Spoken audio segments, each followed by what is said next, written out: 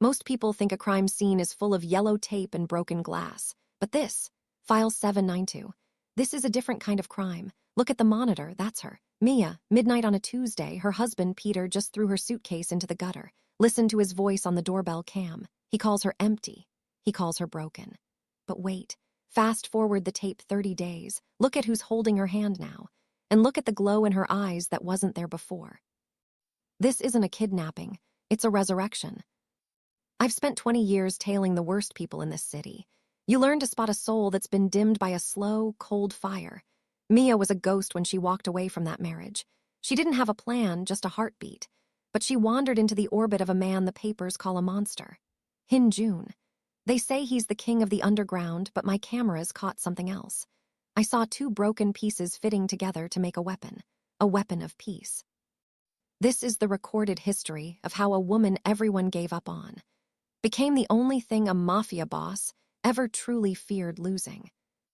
The footage from the street corner is grainy, but the sound, well, the sound is crystal clear. You can hear Peter's breath, ragged and hateful. He doesn't look like a villain. He looks like a man who's lost his own grip and decided to take it out on the easiest target. "You're a dead end, Miya," he says. The words hit the microphone like a slap. "Years of my life, wasted on a woman who can't even give me a legacy. Get out. Go be empty somewhere else." Miya stands there. She doesn't scream, she doesn't beg, she just adjusts the strap of her bag. Her face, caught in the yellow glow of the street lamp, looks like a statue. It's the look of someone who has finally reached the bottom and realized the floor is solid. She walks away. My notes for that night just say, "Target is gone." Nobody followed her. Nobody cared. But what Peter didn't see was the black sedan idling 2 blocks away. A sedan that wasn't looking for a victim. But a miracle. 2 weeks later, my surveillance picks her up at the gates of the Blackwood estate. Most people turn around when they see those spiked fences. Not Miya. She looks like she's walking into a sanctuary, not a cage. She's been hired to archive the private library of Hin Joon.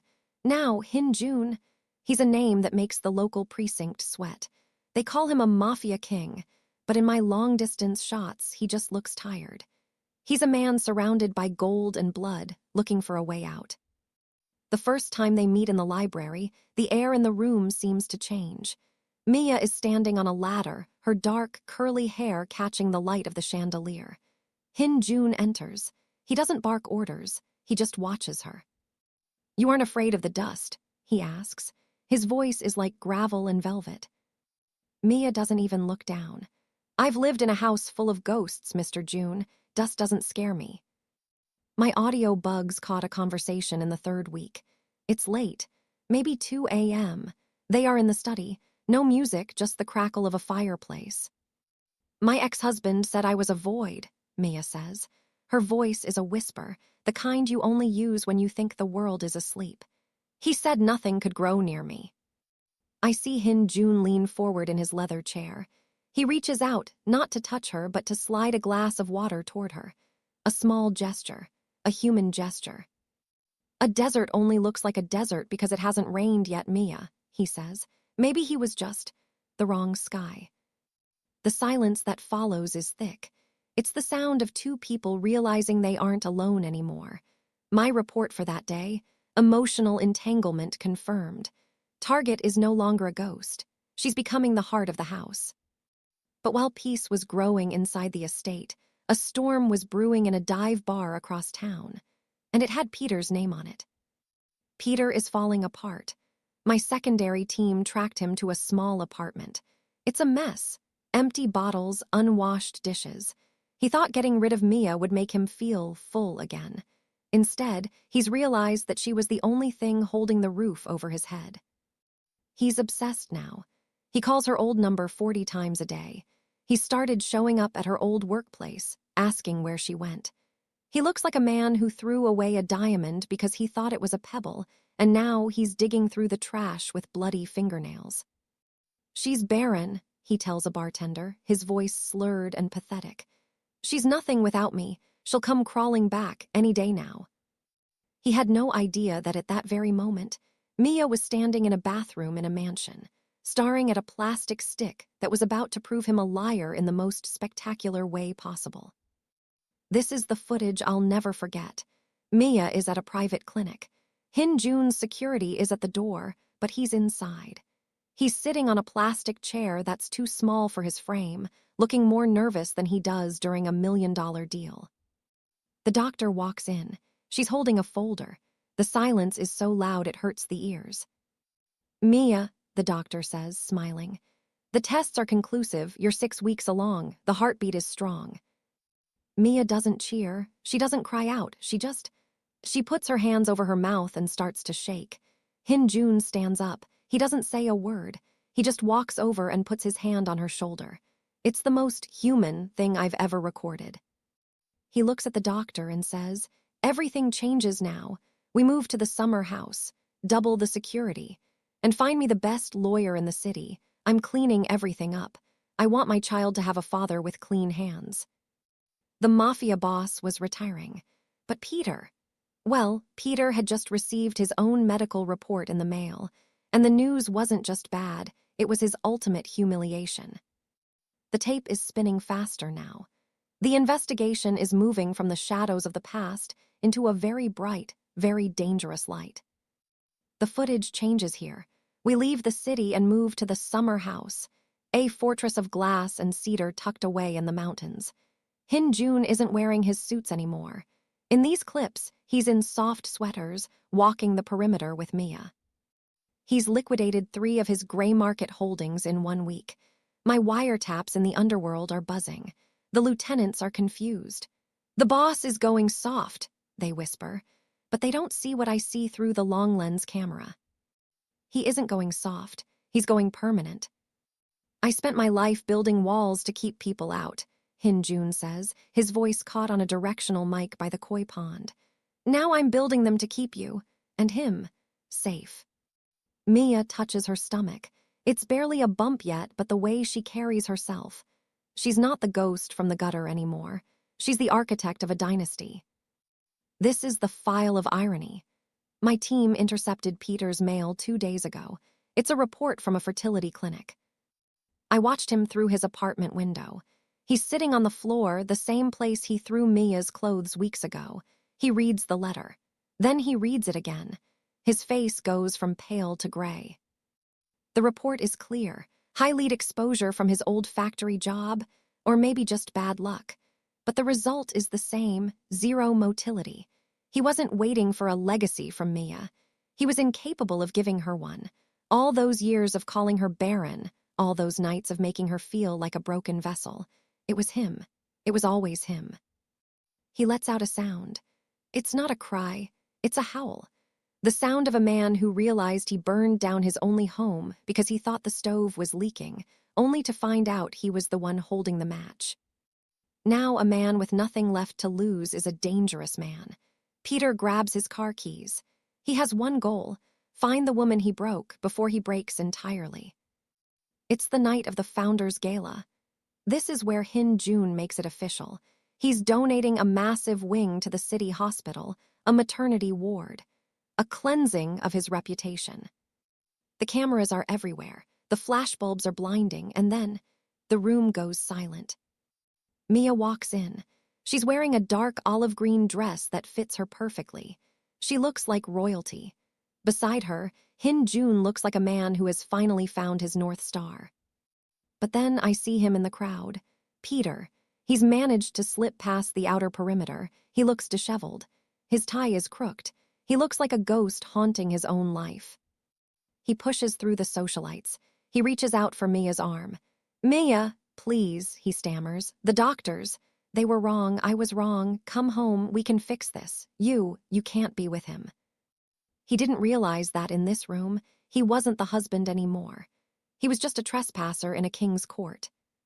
The air in the ballroom freezes. Hin Joon doesn't reach for a weapon. He doesn't even raise his voice. He just steps between Peter and Miya, a wall of pure, calm intention. "You called her Barren," Hin Joon says. "It's not a question, it's a verdict." Peter is shaking. "She's my wife. This is a mistake. She belongs." "She belongs to the light now, Peter," Miya says, stepping out from behind Hin Joon. Her voice is steady. There's no anger in it, which is the part that truly kills him. You didn't leave me because I was empty. You left me because you couldn't handle how much I could grow without you. Hin Joon leans in close to Peter's ear. My mic picks up the whisper. If you ever look toward her again, I won't use my hands. I'll use my lawyers to make sure you don't even own the air you breathe. Walk away. Now. Peter doesn't fight. He doesn't scream. He just shrinks. He turns and walks out into the night, a small man in a very large, cold world. This is the final file. Case closed. The last image on my monitor is from 6 months later. It's a nursery. There are no shadows here, just sunlight and the smell of lavender. Miya is sitting in a rocking chair, holding a bundle wrapped in white. Hin Joon is standing by the window, looking out at a city that he no longer has to rule with fear. He's a father now, a husband, a man who traded a crown of thorns for a life of peace. People ask me why I kept this file. Most PI jobs are about finding the dirt. This was about watching the dirt turn into a garden. The story deepens as we move into the second half of this 40-minute epic. We shift from the immediate victory of the pregnancy to the long-term legacy and the psychological unraveling of the past. File 815. It's been 3 months since the gala. You'd think the story ends there, right? The girl gets the guy gets the kid. But life has a way of leaking into the present. My microphones in Peter's apartment caught him talking to himself. He's obsessed with the timeline. He's sitting in the dark, calculating dates on a grease-stained calendar. He's trying to convince himself the math doesn't add up. He wants to believe the child is his, not because he wants a son, but because he wants a tether to pull Miya back into his gray world. He doesn't realize that in Hin Joon's world, tethers are handled by men who don't even have names. And Peter is about to make a move that will cost him the last shred of his dignity. Miya isn't just a mother-to-be anymore. I'm watching the surveillance from the Blackwood Estate's boardroom. She's sitting at the head of the table. Hin Joon is beside her, but he isn't leading. He's listening. She's found a discrepancy in the old family ledgers, a trail of protection money that's been bleeding the local neighborhood for decades. She doesn't ask him to stop. She simply shows him the faces of the shopkeepers on a tablet. You want a legacy for our son, Hin? She asks. Her voice is like silk over a blade. Then let's stop taking from the soil and start planting in it. I watched Hin Joon's face. For the first time in 20 years of tracking him, I saw him blink. He wasn't losing his power, he was changing its shape. Peter is outside the estate. He's in a rusted-out rental car, parked just far enough in the shadows to think he's invisible. My thermal cameras have him pegged. He's watching the nursery window. He thinks he's a tragic hero. He thinks he's come to rescue her from the Mafia boss. In his head, he's the good guy. But when the gates open and Hin Joon's black SUV rolls out, Peter doesn't jump out to fight. He ducks. He hides under the dashboard like a child. The contrast is sickening. One man is protecting a future he barely deserves.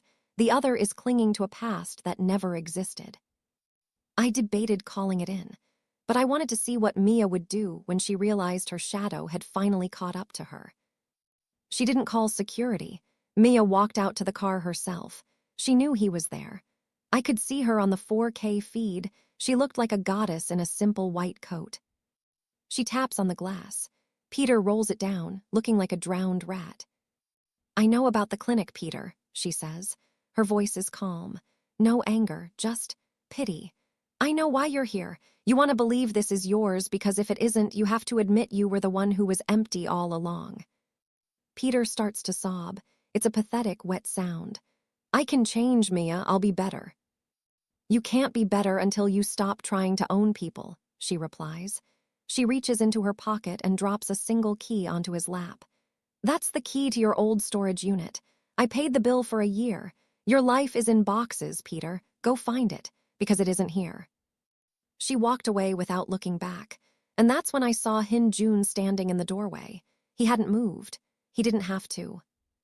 This is the moment the story turns into a documentary. I'm looking at the footage of the neighborhood Miya, cleaned up. The shops are open. The fear is gone. The moral of the story isn't that a mafia boss fell in love. It's that a woman who was told she was nothing, became the conscience of a king. People think justice is a hammer, but looking at these files, justice is a garden. It's what happens when you stop pouring salt on the ground and start pouring water. Peter is gone. He's just a footnote in a file I'm about to archive. But Miya is the headline. This is the final stretch of the investigation. The tapes are winding down, the static is clearing, and we're about to see the definitive proof of what happens when a woman stops believing she's a tragedy and starts realizing she's the author of her own life. File 921. This is the month the old world finally died. My surveillance on Hin Joon's inner circle shows a ghost town. The men in leather jackets, gone. The backroom deals, evaporated. I'm watching a video from the estate's garden. Hin Joon is sitting on a bench, looking at his hands. They aren't stained with ink or anything else anymore. He looks lighter. Miya walks out. She's 8 months along now. She moves with a slow, deliberate grace that makes the whole world seem to orbit around her. She sits next to him and places his hand on her stomach. I zoomed in on his face. He's crying. Not because he's sad, but because for the first time in 40 years, he has something he didn't have to take by force. Something that was given to him freely. But peace is a loud thing in a quiet city, and some people can't stand the sound of it. One of Hin Joon's old rivals, a man named Gwan, tried to make a move. He thought the lion was sleeping because he was nesting. He thought he could walk into the Blackwood estate and demand a tribute. My cameras caught the meeting. Gwan is standing in the foyer, surrounded by 4 men. He's talking about the old ways. He's talking about power.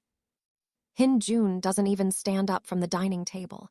He's cutting a piece of fruit for Miya.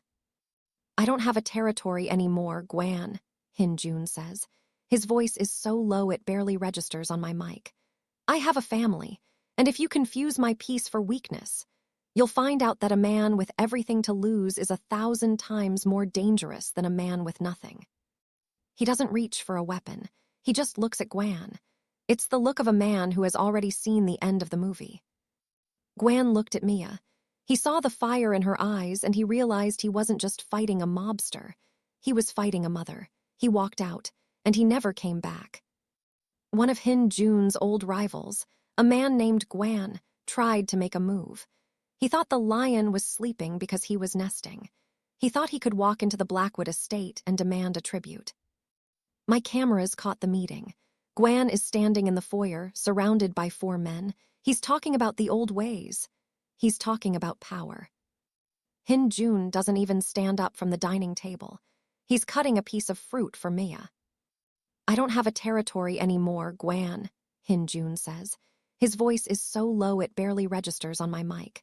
I have a family, and if you confuse my peace for weakness, you'll find out that a man with everything to lose is 1,000 times more dangerous than a man with nothing. He doesn't reach for a weapon. He just looks at Gwan. It's the look of a man who has already seen the end of the movie.